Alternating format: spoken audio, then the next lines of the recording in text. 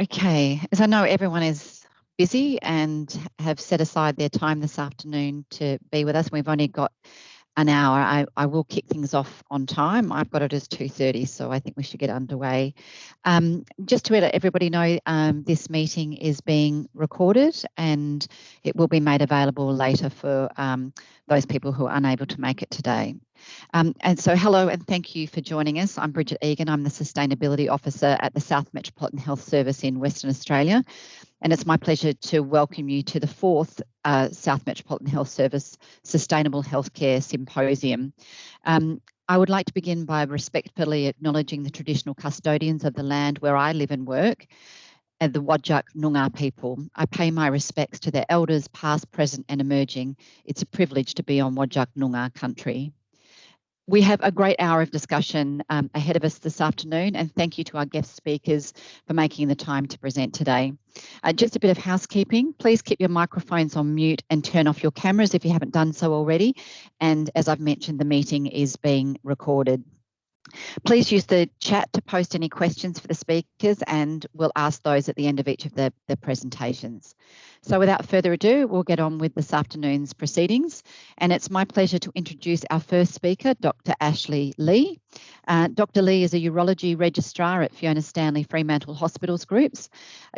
The urology department here has formed its own green group and is actively working to make the department more environmentally sustainable. Dr. Lee is working with the green group to drive new, more sustainable practices, and the result is a 10-step plan with real-world examples of how to make small changes in the delivery of service that make a big impact on the environment. Over to you, Ashley, to tell us all. Thank you very much for having me. I'll just share my presentation and we'll get going from there.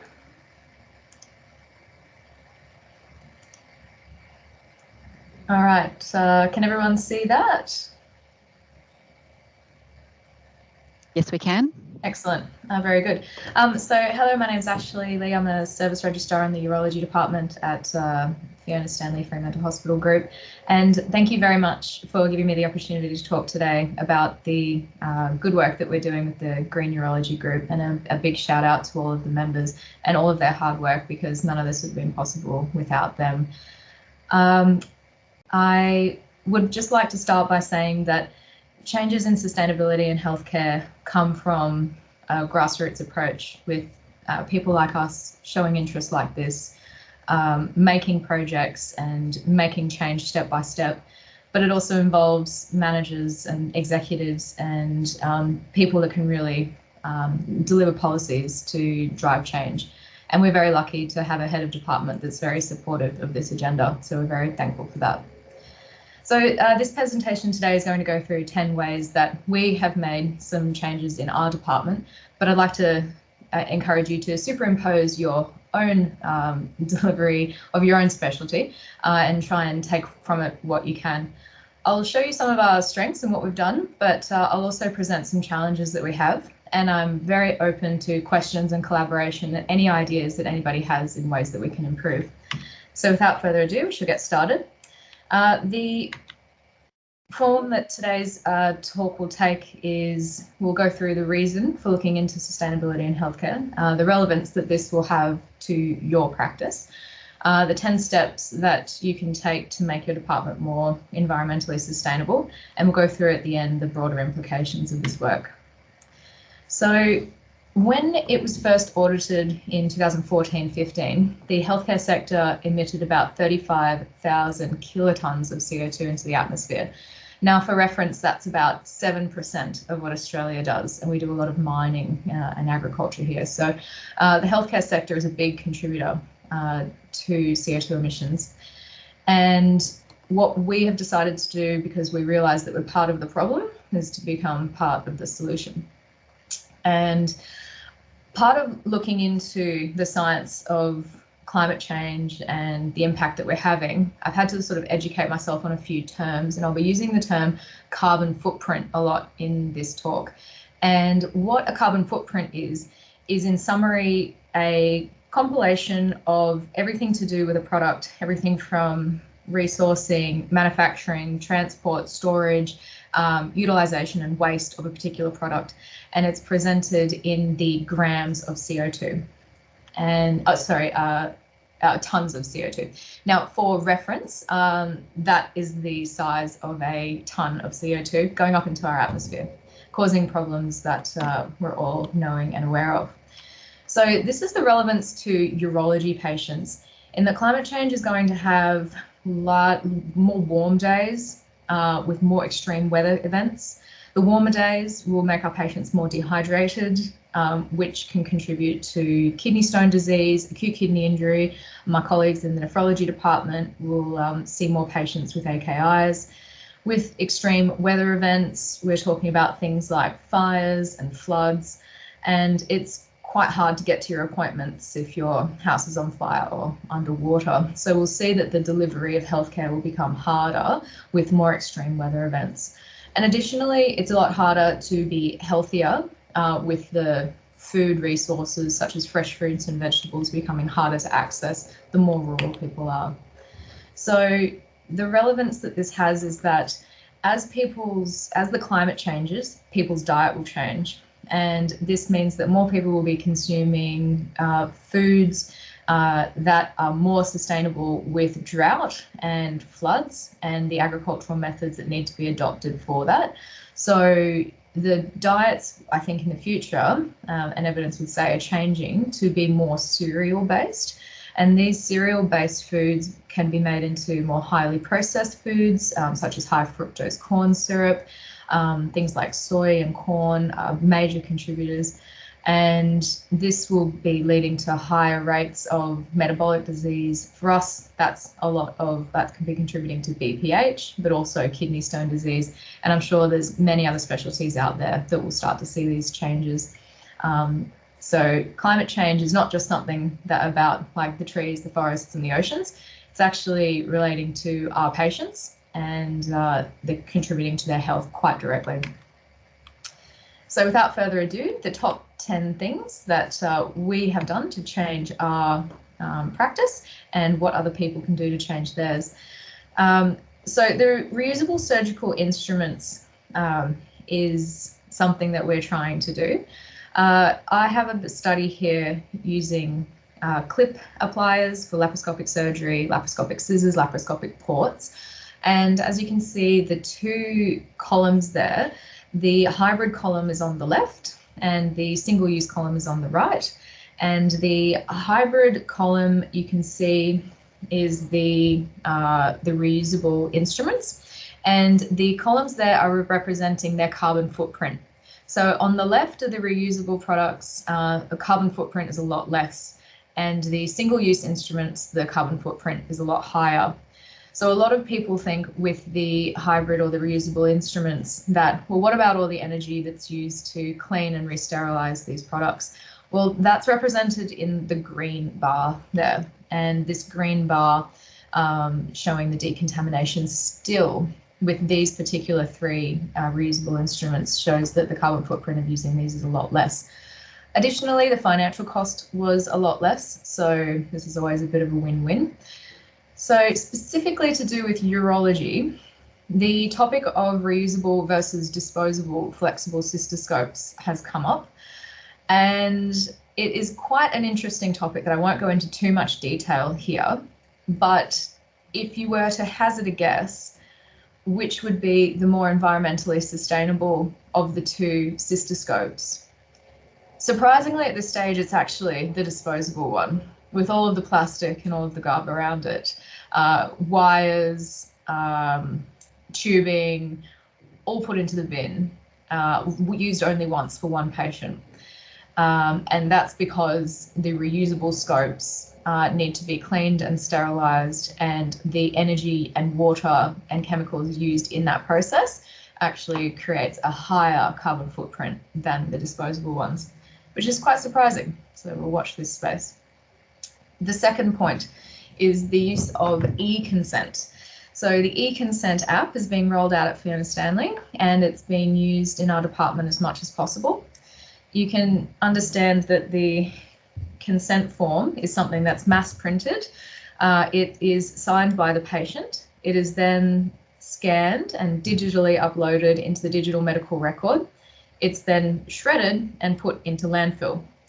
This whole process can be avoided by using the application on your phone, and this could be saving the healthcare system a lot of money, because every kilogram of confidential waste that goes into landfill costs $3 per kilo. So there's a cost effect, and also just generally having less paper in landfill. There's a couple of downsides to this. Some people, and I would love some contributing feedback to the use of the e-consent. Some people don't like patients touching their phone. Some elderly patients are unable to sign with their finger. And additionally, something that I've found when I have done e-consent is that I've arrived in theatre only to find the theatre staff have printed the consent off AusNet, or the digital medical record, for us. And it avoids the whole point of the electronic upload when the theatre staff are printing it anyway. So hopefully somebody has some ideas at the end that we can discuss regarding e-consent. The third point is our multidisciplinary team meeting has changed quite a lot. One of the first things that the Green Neurology Group did was ban the routine printing of the MDT notes, and everybody now has an electronic copy of the MDT on their device, and they're encouraged to bring their own device. This saves 20,000 sheets of paper annually, and that was our first great success in our team, and I'm sure a lot of other teams can adopt that exact same strategy. The other thing is that during COVID, we went a lot online, and we were broadcasting our MDT versus online sharing platforms, such as Microsoft Teams, and about 4 people per week remotely accessing our multidisciplinary team meeting. And what this means is that for people that don't have any clinical responsibilities on site that day, they don't need to drive in to be part of the meeting. They can remotely access. So this is saving a lot in people driving their vehicles in to and fro. And I've done some quick calculations based on the average car on the road. The average vehicle, you might see yours there. Maybe you drive a Hyundai i30 or a Mitsubishi ASX. They emit about 150 grams of CO2 per kilometre. And if each person coming to the MDT is driving approximately 20 kilometres to that meeting, that would contribute about 3 kilograms of CO2 per trip. So if about 4 people on average are doing that every week, our MDT is saving about 12 kilograms of CO2 by those people tuning in. Now, these measurements based on the 2021 statistics of the most common cars on the road. This was not based on everybody driving a Aventador to work. If it did, these statistics might be a little bit different. So the next thing that I'd like to cover is the notorious Bluey. Blueys are used in hospital settings all around the world. They're a multi-layered a plastic and cotton absorbent pad, and they're used in many clinical settings. For us, they were used under the bottom of the patient while doing flexible cystoscopy. And the problem with these absorbent pads is that the 2 layers of plastic, these polyacrylics, they are very difficult to break down. They never fully biodegrade. The estimations are that it would take about 100 years to break down into microplastics, which, as we know, pollute waterways and they compromise soil composition on the topsoil. So not good in that regard. But sometimes a Bluey might find itself, instead of in general waste, it might go into clinical waste, which is a very intense process of heat maceration or pulverization, and then of course it makes its way into special clinical waste. So that's a very energy intensive way to deal with clinical waste, and that's sometimes the way that Blueys are treated. What we have suggested is that instead of using a Bluey, using a normal bath towel underneath the bottom of the patient for our flexible cystoscopy suite. And we can even further create a more sustainable practice by, in the future, looking at reusing water used for the washings and the laundry, and also using renewable energy resources for the laundry and drying. We'd like to reduce any paper postage as much as possible. So by using e-request forms, e-pathology forms, e-scripts, all of these things reduce the use of the printing of the piece of paper, the putting of it in the envelope, the sending of it in Australia Post, through the postie up to Carnarvon or somewhere, wherever it's going, which could all have been avoided if this was just sent to the patient in an email.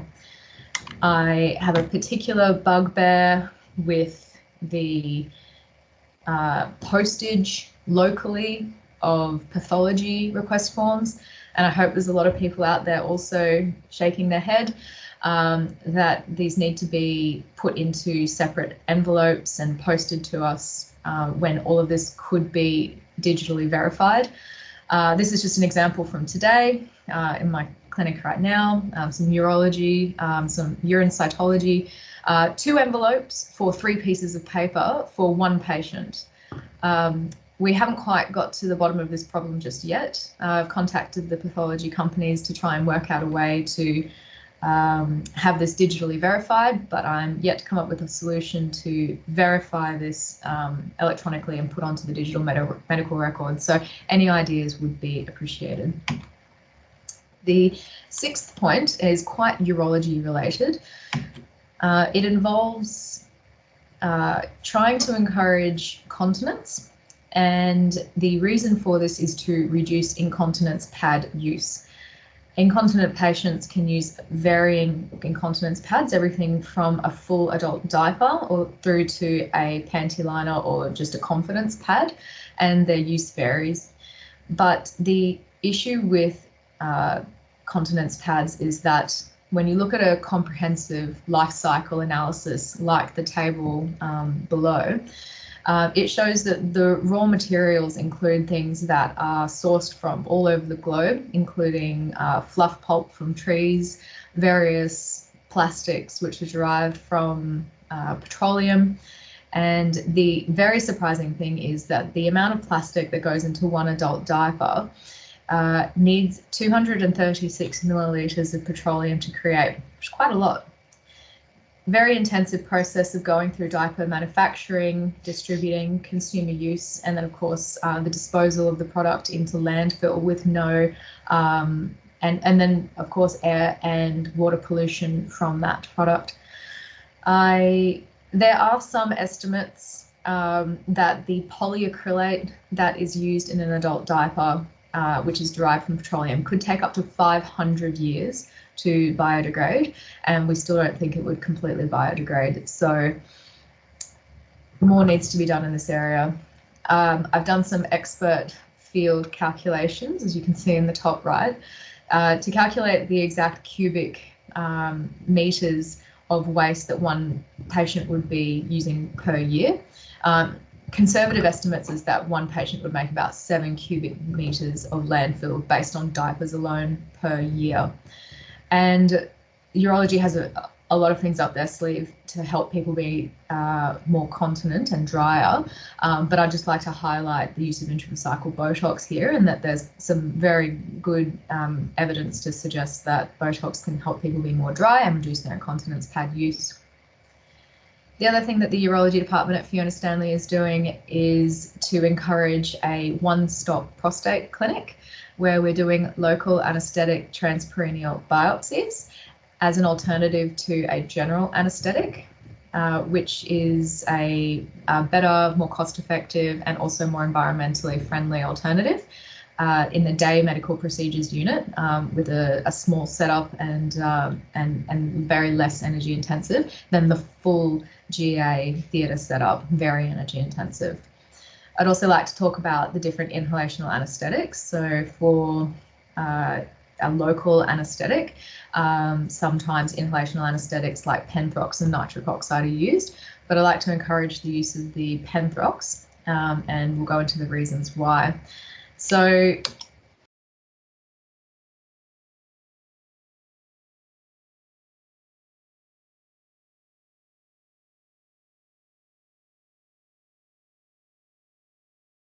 I think we have lost Alex. Is that Ashley? Is that correct?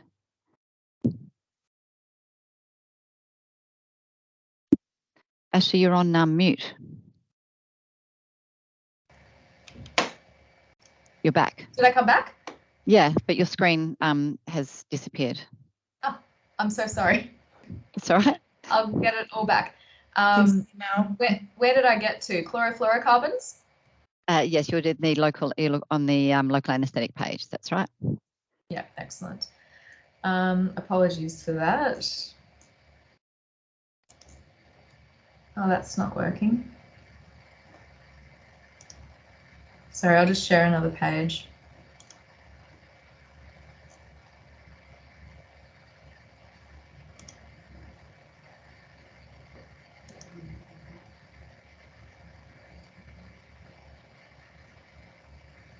We can see it, but it's probably not the view that we had before. It's not the full page view. Oh, that's rather annoying.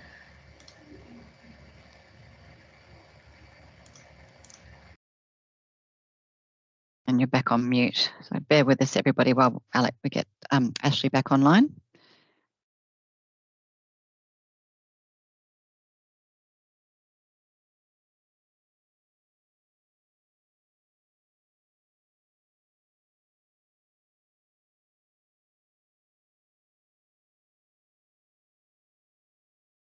Ashley, can you still hear us? Hear me, rather?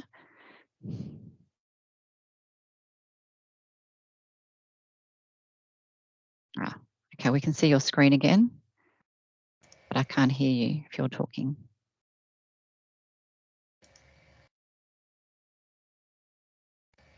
How frustrating. Are you happy just to keep going as we are? I mean, it's a bit smaller than the previous view. It is. I am happy to continue going. Okay. I want to get my notes to go away, though. We can see them at the moment. But there you go. You're back full screen. Oh, thank goodness. I'm so sorry, everyone. Just talking about how good technology was and when it works. So yes, obviously local anaesthetic over general anaesthetic is our preferred. And also in terms of inhalational anaesthetic, I'd like to talk about the chlorofluorocarbons in the banned inhalational anaesthetic, which is now desflurane. They have banned this because it is very bad for the ozone layer, having a global warming potential of about 1800. The way that the chlorofluorocarbons affect the ozone is that as they float into the stratosphere, UV actually can cleave off a chloride ion, which then affects the O3, the oxygen, which is in ozone form. It then breaks up the ozone into O2 and a chloride oxygen molecule. So physically breaking up the ozone molecule, creating holes. So this is a very damaging thing to allow more UV light into our atmosphere. So I'd like to contrast that to the nitric oxide, which is only 265 global warming potentials.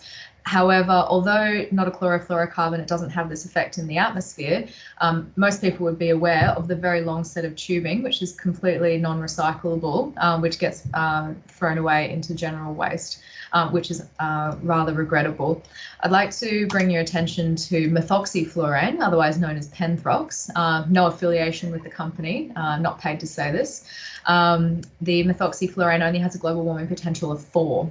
So if you do need an inhalational anaesthetic for a local anaesthetic procedure of some sort, then I would recommend using methoxyfluorane over others. So I'd like to talk about enabling more rural practice. The Fiona Stanley Hospital sends a few doctors out to some other cities because WA is very large. And it just makes a lot of sense to send 1 or 2 doctors to see 20 or 30 patients in a clinic versus then 30 patients coming all down to Perth and all back up. So we'd like to encourage and enable more facilities in rural settings to try and contribute to less people flying back and forth for medical appointments. So just a quick little tidbit of information. is that each flight is not the same in terms of fuel efficiency. So, for example, to get to Broome, which is about 1,500 kilometres away, the fuel efficiency of that is quite less, like it's more fuel inefficient than getting to Kununurra, and that's because of the very fuel intensive takeoff and landing times and the very short cruise efficient time in the air. So we'll talk about the clinic in Geraldton, which is 373 kilometres away, at about 160 grams per kilometre. This is about 120 kilograms of CO2 for one person return flight. So if we can send one doctor to Geraldton instead of sending 30 patients, we're saving about 1 tonne of CO2 for each clinic. So we would like to encourage as much rural practice as possible to significantly reduce the carbon impact of our service delivery. And Port Hedland is the worst of all. I'd like to encourage some harder barriers to surgery, mainly focusing on smoking and obesity. Smoking has a high correlation with urothelial cancers and urological problems. And if we operate on them, they have poorer wound healing and they're likely to have a higher incidence of post-operative infection and a longer hospital stay, as well as obesity. They're associated with a longer hospital stay and poorer outcomes post-operation. So we would like to instigate some barriers. We try and necessitate smoking cessation, and we have a BMI barrier of 30 for major urological surgeries. And the reason for this from an environmental perspective is that being on an acute surgical ward generates 5.5 kilos of solid waste per day and 45 kilograms of CO2. However, if your patient is an obese smoker that you've operated on and have found themselves in the ICU, that is 7 kilograms of solid waste a day and 138 kilograms of CO2 per bed day. So a lot more, and definitely an incentive to prehabilitate and make sure you choose patients appropriately. From a health economics perspective, from a patient perspective, and also from an environmental perspective. And the last point is to encourage others to do the same. Symposiums like this, I'd like to thank South Metropolitan Sustainable Healthcare for putting this on. It allows us to share and collaborate ideas, and I'd like to encourage everybody, if they have an idea, to present it at grand rounds, meetings, e-newsletters, any way that you can show your success and collaborate. And over here on the right is the newsletter that's put out on the Health Point website of our very first initiative, which was reducing the printing of the MDT papers. So the broader implications of this is that we would like urology to become one of the standout services for environmental sustainability. We would like to consider ourselves as being able to adopt it to a changing environment and be the leaders in sustainable healthcare. So urology is going green. Here are, you like that? So just a quick summary of the 10 points. They are relating to urology practice, but I think they're quite cross-transferable to other specialties.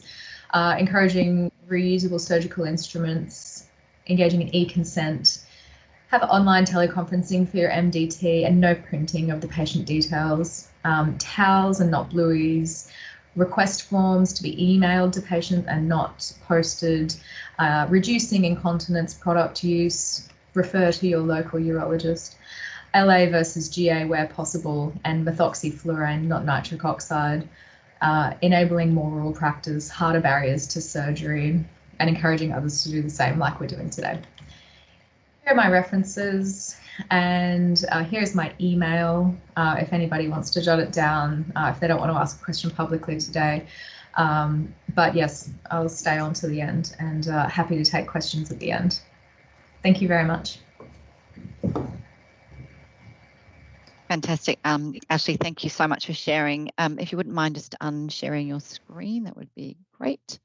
That was excellent and fantastic work that you have done in neurology, and you're to be applauded for that. And neurology is certainly a leader in Fiona Stanley Fremantle Hospitals Group, and a standout in terms of the innovation in that department. And you're clearly passionate about what you do and about doing better. So that's what's important, is that we have green champions like yourself in different departments and areas. I just want to keep moving along, and we will take some questions at the end. There is one in the chat for you, Ashley, which you might want to have a look at. And I just want to get to our next guest, because Dr. Alex Buller is joining us from New Zealand, where he's stayed back late at his clinic in order to have a chat to us. And we really appreciate that he has made the time for us this evening. Dr. Buller is an ophthalmologist with specialist training in the medical and surgical care of glaucoma, and provides subspecialist glaucoma services at his clinic in Hastings in New Zealand. And in 2022, this clinic became the first solar-powered operating theatre in the country. And in his efforts to create an environmentally sustainable practice, Dr. Buller has also turned the sustainability lens on his own practice. That pun was intended, and in particular, the procurement of consumables used in eye surgery. I'm also grateful for Alex joining us today, because the region where he is and the town of Hastings certainly experienced an extreme weather event last month when they were hit by Cyclone Gabrielle, and I think Hastings and Hawke's Bay were particularly impacted. So hopefully the town has recovered and things are somewhat back to normal. I'll now hand over to you, Alex, to explain the impact of what you've been doing. Okay.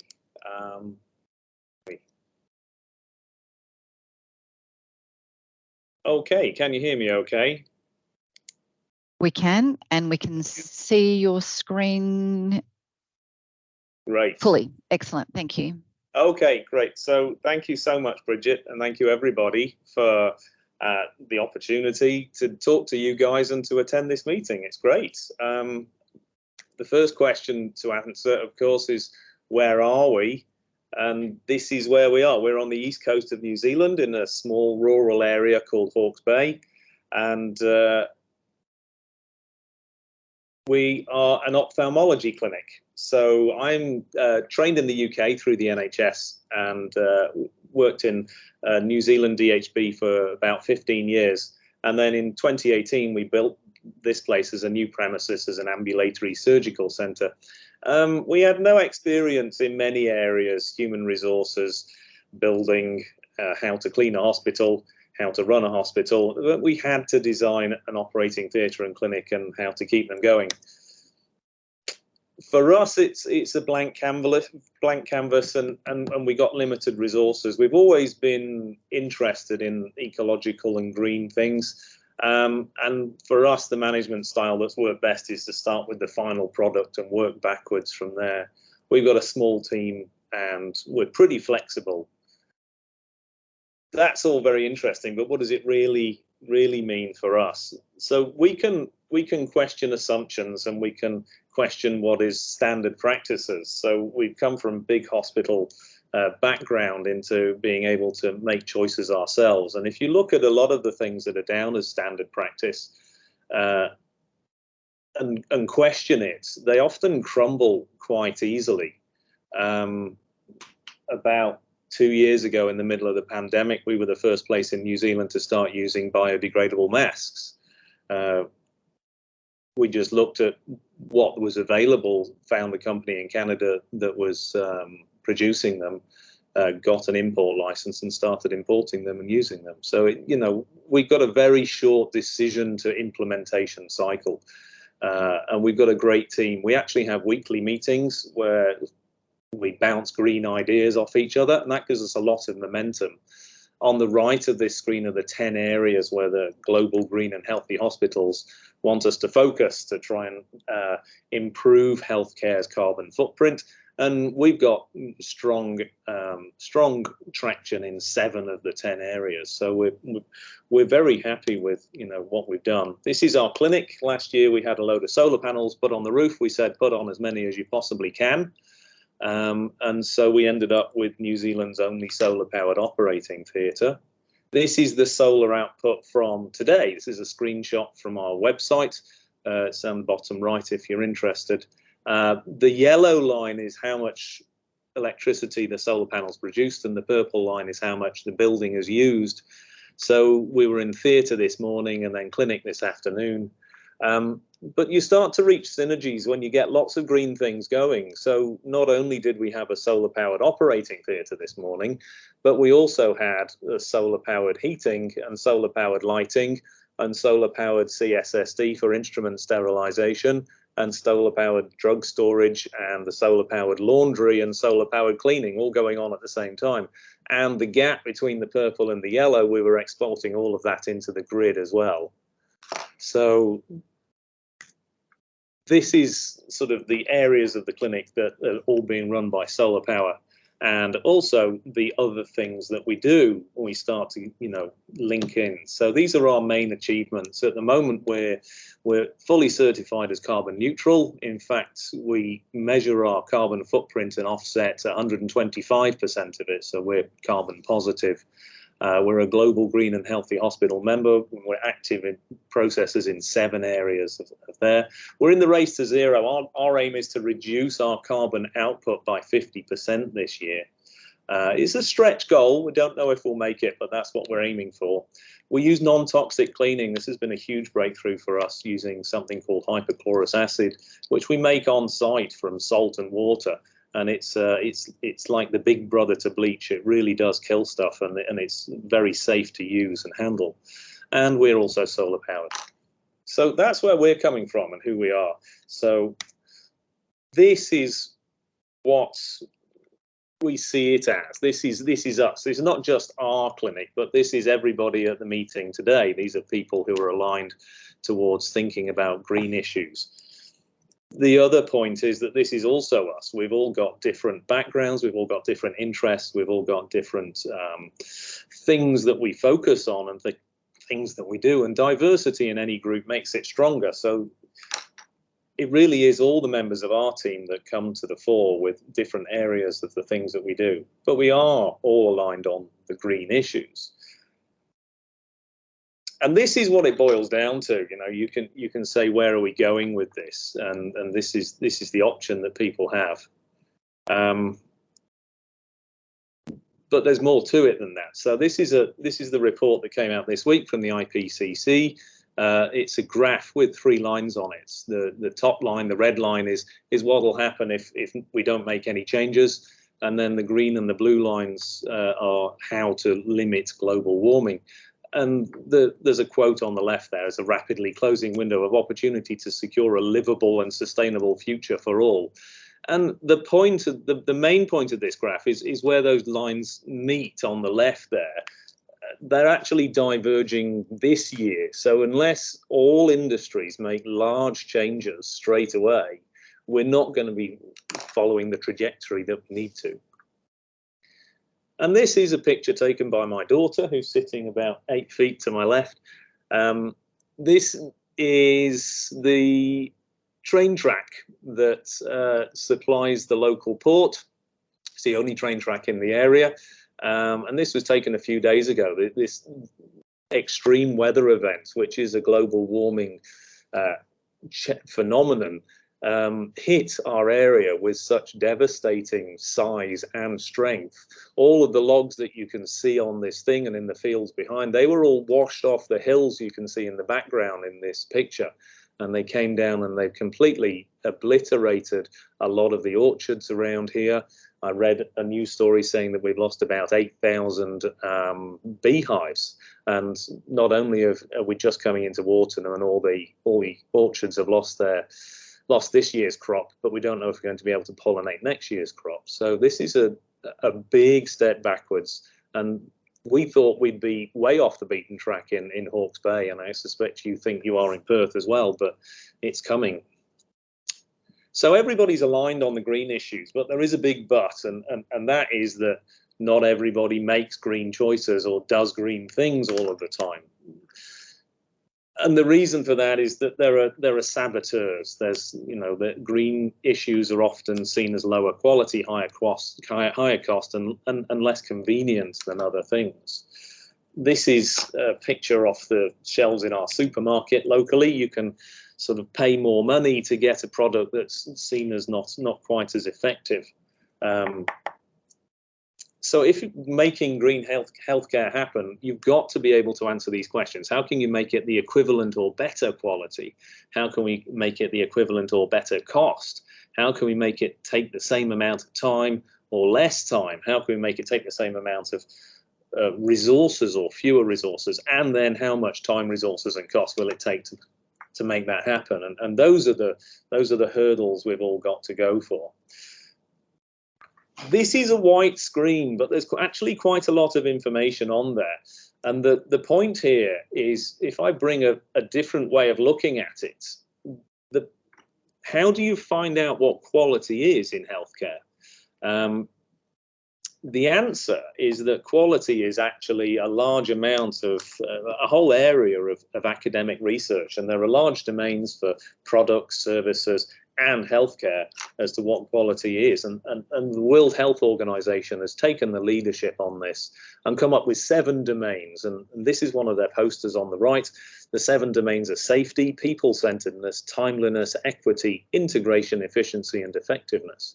And if you aim towards those, then that's how to keep the quality equivalent. And the Global Green and Healthy Hospitals has come up with these 10 areas for focusing, for improving the carbon footprint of health.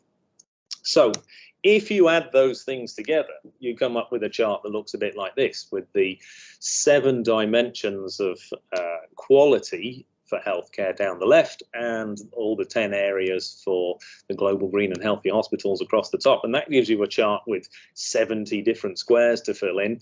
And that's just quality. We're not talking about time or cost or other resources there. So this is a large and complicated field that we all find ourselves in, and there really isn't a sort of many textbooks or ways to do it. So this talk sort of looks at one of the things that we've done, and this is a tool on how to incorporate the environmental impact of our procurement decisions. So one way to test a tool is to give it a stress test. So about the most complicated and difficult thing we do is work in the operating theatre. So this chart represents an operating theatre. So you've got lots of stakeholders, there's lots of people with skin in the game there. We've got complex work patterns, and we've got a complex supply chain. And in order to be able to be effective in this environment, you've got to parachute yourself right into the middle of that diagram where all 3 of those circles converge, and hit the ground running. None of these things are going to let you wait for you to catch up. Cataract surgery is one of the most frequently performed operations worldwide. It certainly is in New Zealand. I think it probably is in Australia. 30,000 operations a year here. Measurement from a study a couple of years ago is 152 kilos of carbon emissions a case, 1.3 kilograms of landfill per case, and that's the equivalent of taking an hour-long flight. So it's a big problem. And then these are the stakeholders, what's going on in an operating theatre. You've got patients. The green line is what their primary focus is, and the purple line is why that's going on. So patients, they want quality out of an operating theatre. What's at stake for them for a cataract operation is how well they're going to see for every waking minute for the rest of their life. So quality is definitely their main focus. Surgeons have the same focus, because having patients that see well and are happy beats the alternative.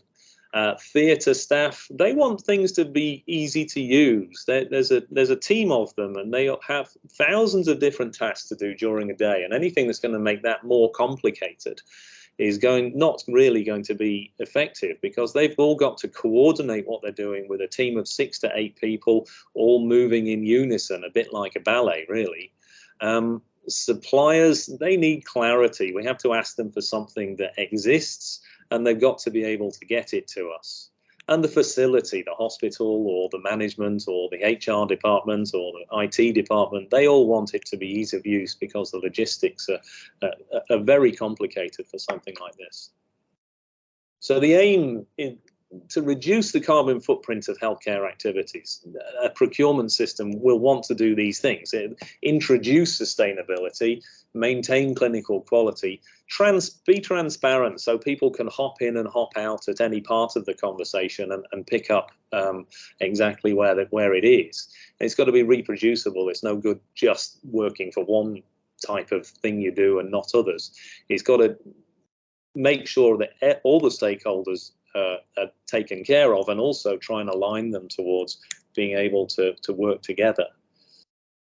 So the filters that goes through is, we look at every item and say, is it still needed, or can we innovate and not use it? And what I mean by that is, if you've got 4 or 5 things that you do in sequence, can you change the sequence slightly and change that into 3 or 4 things, and therefore avoid 1 or 2 of the items from a group rather than looking at it as an individual item?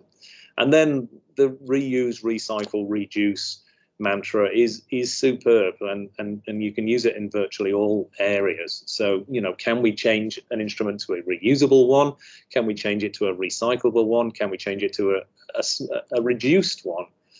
So there's a smaller version, or part of it is reusable or recyclable. And then if we can't do those, can we avoid landfill for the stuff that we're not using anymore? And then can we get it locally? So this is the tool. It's busy. I'm sorry about that.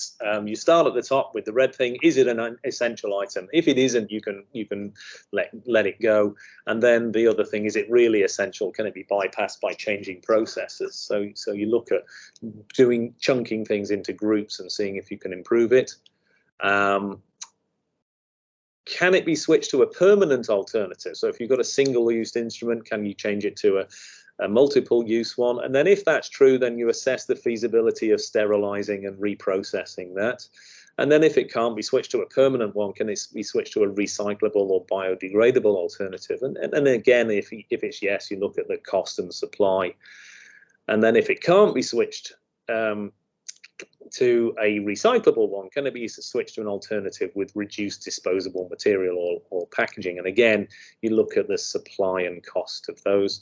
For everything else, then can it be moved into what's called the circular economy? Can we engage all staff? So a lot of our stuff can go to local schools, the plastic trays for organising things in classrooms. And the socks that we use for people to walk around the operating theatre suite get cleaned and sent off to local schools as well.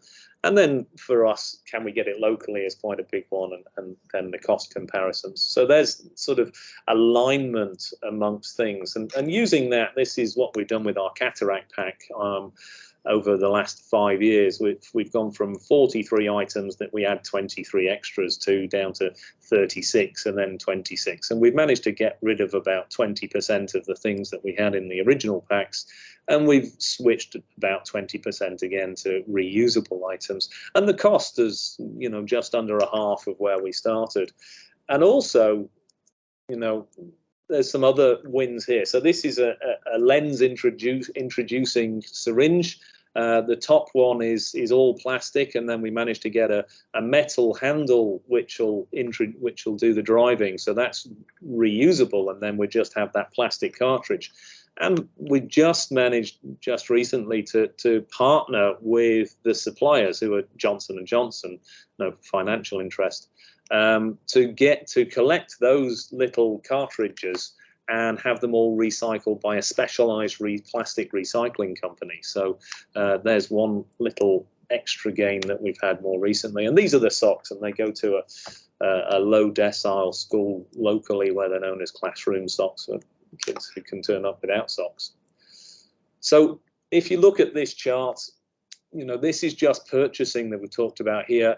For the quality, though, for safety, with our cataract packs now, there's fewer items, and that's less to go wrong. And we control CSSD, so we're not using single-use instruments that are sterilized and then transported and then used. We've got full control of the cycle there. People-centeredness, it is quicker to set up fewer pieces and it's easier for staff. Timeliness and shorter setup period, and we're not as reliant on different supply chains, and so we cancel fewer operations. Equity, it is the same for every case, but also it's lower cost, so we can keep the cost down and make it more affordable for people. Integration, we work with CSSD, we work with our suppliers, we work with storage, and the efficiency, it's lower cost, we're doing less ordering, we've got fewer supply chain, and effectiveness, and at each step we've kept it at the equivalent or better. So that's sort of where it goes. So for us, this sustainability tool gives focus in a complex situation. If you can work in an operating theatre, it should be able to apply to other areas. It's neutral common ground. So if you've got, there are personalities involved in these things, and there are different agendas, and there are engagement can be difficult to do, but the environment side of things can often be something where you can come at things from a different angle and reframe things for people. Cost savings are definitely there to be had, and we can overcome those saboteurs, and everybody in the team can contribute. This is a meritocracy where the best idea wins rather than who shouts loudest. So thank you very much for your attention. I hope we're still broadcasting. You are indeed, Alex. That was fantastic, and you should be immensely proud of what you've achieved in your clinic, because it's certainly gold standard in terms of applying that sustainability lens, again that pun, to everything that we do. And I had one question that probably is for both yourself and Ashley, and you sort of touched on it, is that buy-in from your staff, your suppliers, and the teams around you. The passion that you both have for what you do is palpable, but how do you get that buy-in from the people around you to get them on the path that you're on and keep them on that path? Perhaps Alex first. Yeah, for us it's easy now, because we're at the other end of the scale. So we've been doing it for years. People have seen it working, and we can integrate it with other things as well. So as well as doing that, we say another one of our targets is everybody goes home on time. And so we have that conversation where we do half of the meeting about being green, half of the meeting about how we can get everybody to go home on time, and then that works very nicely. So it comes to a point, if you look up how to talk green and how to be green and how to use green in the workplace, it's always a case of the greener people can attract better candidates for jobs. It's a more desirable job if it's an environmentally friendly place, and this is breaking through generations. We had our first patient yesterday said, I came here because I want a solar powered operation. So but when we were most recently interviewing for a staff member, the fact that we were green was one of the main motivating factors for applying for a job with us. So it actually starts when it comes together, it becomes a self-reinforcing thing. And Ashley, I suppose Alex is in private and runs his own clinic. We have our own challenges in the public sector, but I don't think there's any less equally passionate people in the public sector. It's just perhaps it's maybe more challenging to engage them. Do you think? Yeah, I think it's a bigger system. There's a lot more players. I don't think anybody fundamentally is against a green approach. I don't think anybody wants the world to burn. I think we want a safe and sustainable healthcare for future generations to come. I think the people that see the problem in probably instigating change in terms of cost, and because it's a health system, a public health system, cost in making change and adopting new projects means cost that can't be spent on patient care. I think maybe some people see it as a compromise when perhaps it doesn't have to be. As a very clever Venn diagram was put together in Alex's presentation. So, yeah, I think grassroots approach, sustainability teams, multidisciplinary teams working together to create policies for the whole hospital. But when it comes to creating new hospital and new healthcare infrastructure, it's very important that we have renewable energy sources like solar panels, but also water procurement and water sourcing as well, because CSSD is one of the major areas of energy consumption that we have a problem with, because there's no other way apart from the grid to get energy for our hospital. Despite it being a very new hospital, a very newly built hospital, we don't really have any way of procuring any sort of recycled water or energy that's not grid energy. So I think it might be a project that we could do with time, but it takes a lot of investment. And just a quick question for Alex too. In New Zealand, I mean, we obviously have a view here around what is happening in sustainability in healthcare and net zero plans. Where is New Zealand at in that journey? And as far as you're aware of, I mean, obviously you're in private practice, but do you have a view of where things are at in New Zealand in general? I actually think the Australians might be slightly ahead of New Zealand at the moment. We're not far off.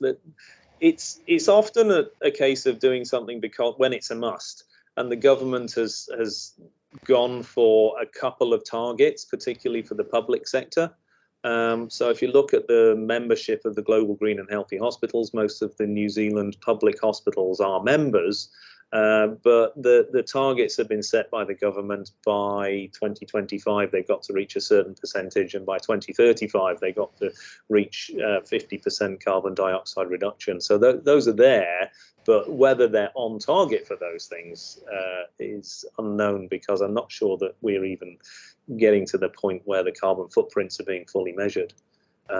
So healthcare is coming forwards, but I think the IPCC chart that was in my talk and their big report that came out this week would say that, you know, not enough is being done.